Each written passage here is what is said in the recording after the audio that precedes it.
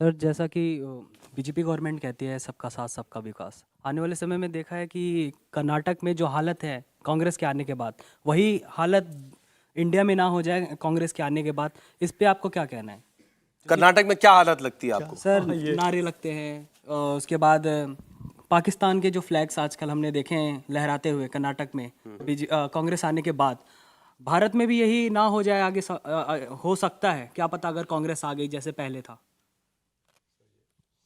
नहीं, अभी कुछ एक तस्वीरें जो वहां आई थी कि औरंगजेब का जो है कटआउट लगा हुआ था कुछ एक जगहों पर, या वो तलवार का कटआउट लेकर के जो है रैली या एक मार्च सा निकाला जा रहा था, शायद उसकी ओर इशारा कर रहे हैं। बेसिकली माइनॉरिटी अपीजमेंट क्या कर्नाटक ये माइनॉरिटी अपीजमेंट का इशू है, लेकिन इसको जनरलाइज करके नहीं देख सकते। कर्नाटक में भी जो हो रही है वो इक्की दुक्की घटनाएं उस तरह की हुई हैं, लेकिन माइनॉरिटी अपीजमेंट का एक बड़ा इशू है जिसको लेकर कांग्रेस हमेशा से लड़ाई लड़ती रही है। लेकिन अब तो ये हो रहा है कि कांग्रेस भी माइनॉरिटी अपीजमेंट से कभी दूर रहना चाहती है, कभी उसके पास आना चाहती है। तो अभी वो खुद भी कंफ्यूज हैं कि कांग्रेस जो है किसके साथ जाए, क्या माइनॉरिटी के साथ वो जाना चाहती है या नहीं जाना चाहती। जिस तरह से अभी प्रधानमंत्री ने जिक्र किया और उसके बाद कांग्रेस सामने आई, उन्होंने बार बार ये सफाई दी कि नहीं, हमने तो ये बात ही नहीं की कि माइनॉरिटी को पहला हक मिलना चाहिए या नहीं मिलना चाहिए।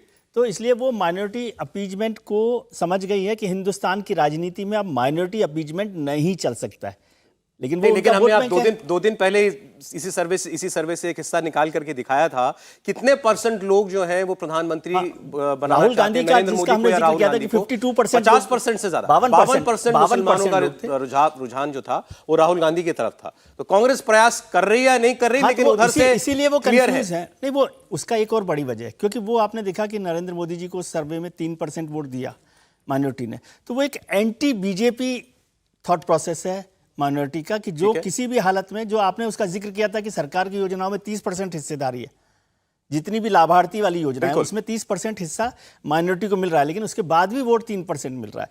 इसलिए कांग्रेस भी कंफ्यूज रहती है कि वोट तो हमारा ये है, लेकिन क्या इसके भरोसे मैं राजनीति कर सकता हूं देश की। अब चलिए, इन्होंने कर्नाटक की चर्चा छेड़ी तो हम आपके सामने कर्नाटक का सर्वे रखते हैं। कर्नाटक की 28 सीटें, 2019 में बीजेपी ने बड़ा जबरदस्त प्रदर्शन यहां पर किया था, 25 सीटें इसमें से जीती थी। इनफैक्ट 26 मानिए, एक सीट जो थी उनकी सहयोगी की थी। और वोट शेयर देखिए कितना इस बार बनता हुआ दिखाई देता है। BJP 44%, Congress party 40%, JDS 11%। BJP और जेडीएस का अलायंस घोषित हो चुका है कर्नाटक में, ये मत भूलिएगा। जुलाई में जो सर्वे हुआ था तब से और अब में इतना अंतर आया है यहां पर। लेकिन भावेश ने जेडीएस का वोट शेयर आपको अलग से बताया है। और सीटों में अगर आप बात करेंगे तो अगर आप इन दोनों वोट शेयर को जोड़ दें तो 55% वोट शेयर एनडीए का बनता है। सीटों में बीजेपी की 16 सीटें, ये 2019 से 9 सीटें कम है। कांग्रेस पार्टी को 10 सीटें मिल सकती हैं, सीधे 9 सीटों का जंप है। जेडीएस की भी 2 सीटें आ सकती हैं आज की परिस्थिति में, 1 सीट का फायदा।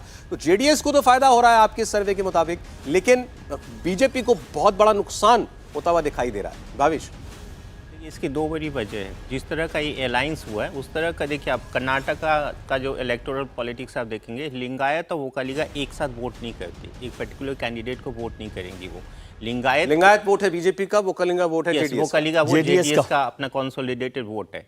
अब बीजेपी के जो उड़ती हवा है कि 3 सीटें जेडीएस को दिया जा रहा है, उन 3 सीटों पे कंसोलिडेटेड वोकालिगा वोट करेगी। क्योंकि बीजेपी को अपना प्राइम मिनिस्टर बनाना है तो उनको लिंगायत वोट भी मिलेगा, तो 2 सीट उनके तो निकल ले। लेकिन बाकी जो सीटें हैं, जो ओल्ड मैसूर की जो बाकी 8 सीटें, वहां पे एक तरह का खेल वहां पे ये होगा कि डीके शिव कुमार, चूंकि वो उसी कम्युनिटी से आते हैं, वो एक बड़े नेता बन के उभरे हैं और वो एक सरकार पूरी सरकार वही चलाते हैं। तो एक यही देखा जाए, जेडीएस अपना वोट नहीं दे पा रही बीजेपी को। बिल्कुल, जेडीएस का वोट ट्रांसफर नहीं होगा। और जो कर्नाटक असेंबली में देखा जा रहा था कि वोकालिगा का एक सर्टेन वोट कांग्रेस के पास जा रहा है, वो और ज्यादा कंसोलिडेट हो रहा है। सज्जन, ये 9 सीटों का नुकसान, बहुत बड़ा नुकसान दक्षिण भारत में कर्नाटक में बीजेपी के लिए साबित होगा अगर यही होता है तो। नहीं, इसमें अभी की सर्वे में जो भी हो, लेकिन हमें लगता है कि तस्वीर देखिए, जब सबसे बड़ी बात यहाँ पे ये है कि यहाँ पे बीजेपी का जो सीट है वो 16 के अलावे आप जेडीएस का भी माने, क्योंकि फिलहाल उनका ये हो चुका है।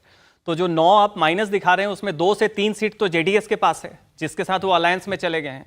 और रही बात अभी ये अजम्पशन मानना कि वोकालिगा अभी बिल्कुल बीजेपी की तरफ नहीं जाएंगे, इसका आधार ये है कि डीके शिव कुमार सीएम नहीं है लेकिन वो सरकार चला रहे हैं। एक बात याद रखिए कि वोकालिगास को बीजेपी से प्रेम नहीं है, लेकिन उन्हें सिद्धारमैया से बहुत ज्यादा चिढ़ भी है। और बात वही है, जैसे आप देखें, शरद पवार जब किसी मराठा को उनके ऊपर दोषारोपण करते हैं कि इन्होंने बिट्रे किया है कॉज को, तो कम्युनिटी में एक सेंटीमेंट होता है। जब लोकसभा की बात आएगी, जब देवेगौड़ा खुद फ्रंट पे आएंगे, उस समय सिद्धारमैया को वो हमेशा इस तरीके से अपने कम्युनिटी में प्रचारित करते हैं कि इन्होंने बिट्रे किया है।